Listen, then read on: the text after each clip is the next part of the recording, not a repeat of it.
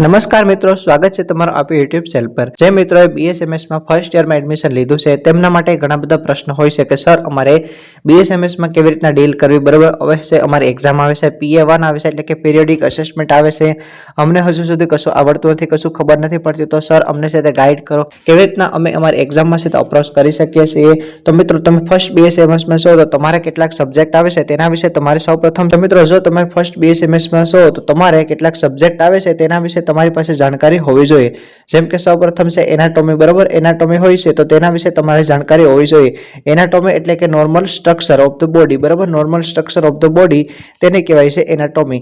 જે આપણા શરીરની નોર્મલ રચના છે તેને સમજવા માટેનું વિજ્ઞાન એટલે કે એનાટોમી। તેમાં તમે બધા નોર્મલ સ્ટ્રક્ચર ભણશો, બરાબર। હેડ ટુ ટો સુધી એટલે કે માથાથી લઈ અને પગની આંગળી સુધીનું જેટલું પણ નોર્મલ સ્ટ્રક્ચર હશે તે બધું તમે એનાટોમીમાં શીખશો, બરાબર। તેમાં તમારે BD 84 નામની જે બુક હોય છે તે મોસ્ટ ઓફલી બધા લોકો રિફર કરે છે। ખૂબ જ સારી, સરળ અને સરસ એવી બુક હોય છે। તમે છે BD 84 માંથી રીડ કરી શકો છો અને સમજી શકો છો। યુટ્યુબ પર ઘણા બધા એવા વિડીયો છે જે તમને એનાટોમી શીખવાડશે। ઉપરાંત આપણી ચેનલ પરથી પણ તમને જાણવા મળશે। હું પછી ટૂંક સમયમાં તમારા માટે ગુજરાતી, હિન્દી, ઇંગ્લિશ ત્રણેય ભાષામાં વિડીયો મૂકીશ, તો તમે છે આપણી ચેનલને સબસ્ક્રાઇબ કરજો અને તમે એનાટોમી છે તે શીખી શકો છો। એનાટોમી એટલે કે નોર્મલ સ્ટ્રક્ચર ઓફ ધ બોડીની સ્ટડી કરવાનું હોય છે તેને એનાટોમી કહેવાય છે।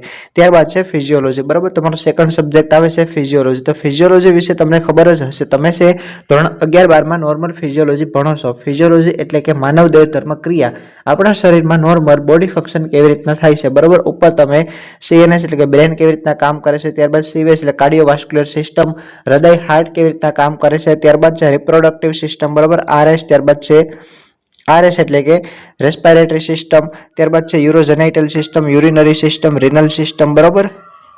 આવી રીતના બધી અલગ અલગ સિસ્ટમ હોય છે તે છે તમે ફિઝિયોલોજીમાં સ્ટડી છે તે કરતા હોય છે। તો ફિઝિયોલોજીમાં છે તમારે નોર્મલ ફંક્શન સ્ટડી કરવાનું છે। એનાટોમી એટલે કે નોર્મલ સ્ટ્રક્ચર કે ભાઈ બોડી છે તે કેવી રીતના બનેલી છે, અને ફિઝિયોલોજી એટલે કે નોર્મલ બોડી ફંક્શન કે નોર્મલ બોડી ફંક્શન કેવી રીતના થાય છે તે આવશે ફિઝિયોલોજીમાં। ત્યારબાદનો તમારો સબ્જેક્ટ છે ફાર્મસી, બરાબર, હોમિયોપેથિક ફાર્મસી। આમાં ઘણા બધા મિત્રોનો પ્રશ્ન હોય છે કે સર અમારા માટે નવો સબ્જેક્ટ છે, એનાટોમી ફિઝિયોલોજી વિશે ખબર છે, ફાર્મસી વિશે કશું પણ ખબર નથી, તો આમાં શું આવશે? તો મિત્રો હું તમને જણાવું કે ફાર્મસીમાં છે આપણે હોમિયોપેથી મેડિસિન કેવી રીતના બને છે, તેનો સોર્સ શું છે, તે બધી જાણકારી છે તમને ફાર્મસીમાંથી મળશે। આપણે હોમિયોપેથી મેડિસિન છે તે એનિમલમાંથી બનતી હોય છે, પ્લાન્ટમાંથી બનતી હોય છે, મિનરલ કિંગડમમાંથી બનતી હોય છે। આ ઉપરાંત પણ છે તમને જાણવા મળશે કે હોમિયોપેથી મેડિસિન ક્યાં ક્યાંથી બને છે, બરાબર। જે નેચરલ સોર્સિસ છે, લીવના કહેવાય છે, એટલે કે જે ચંદ્રની લાઇટ છે, બરાબર છે, ફૂલ મૂન હોય છે તેમાંથી પણ આપણે મેડિસિન બને છે, ઇમ્પોર્ટેબિલિયા તેમને કહેવાય છે। આવી બધી ઇન્ફોર્મેશન છે તમને ફાર્મસીમાંથી મળશે। દરેક વિષયના, દરેક સબ્જેક્ટના યુટ્યુબમાં ઘણા બધા વિડીયો આપેલા છે, તમે યુટ્યુબમાં જોઈ શકો છો।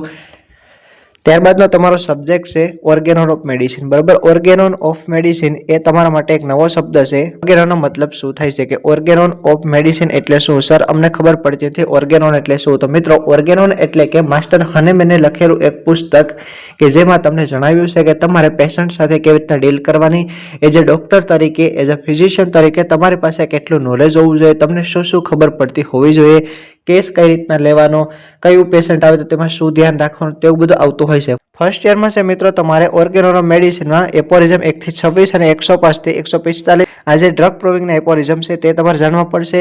ડ્રગ પ્રોવિંગ એટલે કે કોઈ પણ આપણે હોમિયોપેથી મેડિસિન છે તે કોઈ પણ વ્યક્તિ ઉપર કેવી રીતના પ્રૂવ કરવામાં આવે છે, હેલ્ધી હ્યુમન બીંગ ઉપર, તે તમને ડ્રગ પ્રોવિંગના એપોરિઝમમાં જાણવા મળશે। અને 1 થી 26 એપોરિઝમ છે તેમાં ફિઝિશિયન વિશે જાણવા મળશે, વાઇટલ ફોર્સ વિશે જાણવા મળશે, એક્સાઇટિંગ કોઝ છે, મેન્ટેનિંગ કોઝ છે તેના વિશે જાણવા મળશે। ઓર્ગેનોનના વિડીયો પર તમને આપણી યુટ્યુબ ચેનલ પરથી મળી જશે, આપણી ચેનલ સાથે છે તમે જોડાયેલા રહેજો।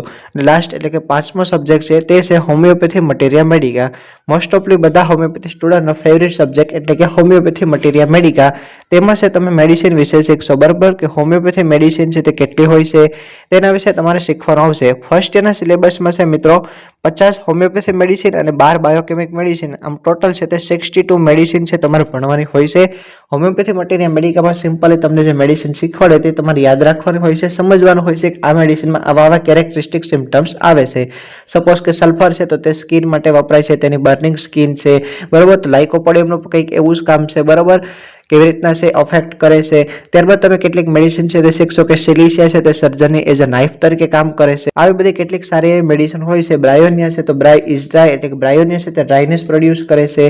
આવા બધા કેટલાક કેરેક્ટરિસ્ટિક સિમ્પટમ હોય છે. આ માત્ર હું તમને માન્ય જાણકારી આપું છું. ડિટેલ ઇન્ફોર્મેશન વિડીયો તમને આપણે યુટ્યુબ ચેનલ પર દરેક સબ્જેક્ટના છે તે મળી જશે. ધીમે ધીમે હું ટ્રાય કરીશ કે બધા વિડીયો તમારા માટે મૂકું હિન્દી, ઇંગ્લિશ, ગુજરાતીમાં, જેથી તમને આસાનીથી સમજમાં આવે. બરાબર, તો ફર્સ્ટ યરમાં મિત્રો તમારે PA1 હમણાં એક્ઝામ આવશે, તેના માટે તમે આવી રીતના તૈયારી છે તે કરી શકો છો. મેં તમને તમારા જે 5 સબ્જેક્ટ હોય છે તેની સામાન્ય જાણકારી આપી છે.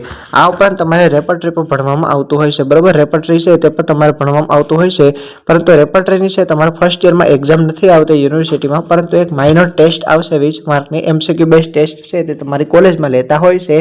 તો રેપર્ટરી એટલે કે આપણે કોઈ પણ મેડિસિન સિલેક્ટ કરી છે, હવે આપણે પેશન્ટને ફાઇનલ કઈ મેડિસિન આપવાની છે તે જાણવા માટે તમે રેપર્ટરીનો યુઝ છે તે કરી શકો છો. રેપર્ટરાઇઝેશન કરીને તે પણ તમને તમારી કોલેજમાં શીખવાડશે. તો આ રેપર્ટરી પર તમારે ભણવાની આવતી હોય છે. આ ઉપરાંત યોગાનો પણ સબ્જેક્ટ ઇન્વોલ્વ થતો હોય છે. આ ઉપરાંત હોમિયોપેથી છે, એટલે ઘણા બધા નાના નાના સબ્જેક્ટ છે તમને આવતા રહેશે. સેકન્ડ યરમાં આવશે એટલે ઘણા બધા સબ્જેક્ટ આવશે. થર્ડ યરમાં પણ ઘણા સબ્જેક્ટ આવશે. ફોર્થ યરમાં સબ્જેક્ટ આવશે. બરાબર, તો BSMS એક સરળ અને સારો એવો કોર્સ છે. તમે જો આસાનીથી ભણવું હોય તો તમે છે રીડિંગ છે તે પહેલા દિવસથી તમે રાખવું જોઈએ, જેથી તમને છે તે થોડી ઇન્ફોર્મેશન મળતી રહે. તેમજ તે મિત્રો નિયમિતપણે કોલેજ જવાનું રાખો અને કોલેજમાં જે પણ શીખવાડે તે નિયમિતપણે આવી અને રોજે રોજનું વાંચવાનું રાખો. તેમજ જે ના સમજ પડે તે યુટ્યુબનો છે તમે યુઝ કરી શકો છો. તમે આપણે ચેનલ પર પણ કોઈ પણ વિડીયોમાં કમેન્ટ કરી શકો છો. હું ટ્રાય કરીશ કે તમને છે આન્સર આપી શકું. તો મિત્રો આપણી ચેનલ છે તમે સબસ્ક્રાઇબ કરજો અને આ વિડીયોને તમારા મિત્રો સાથે પણ શેર કરજો, જેથી તેમને પણ ઇન્ફોર્મેશન મળી શકે. હું હવે છે તમારા માટે ડિટેલ વિડીયો થોડા સમયમાં બનાવીશ.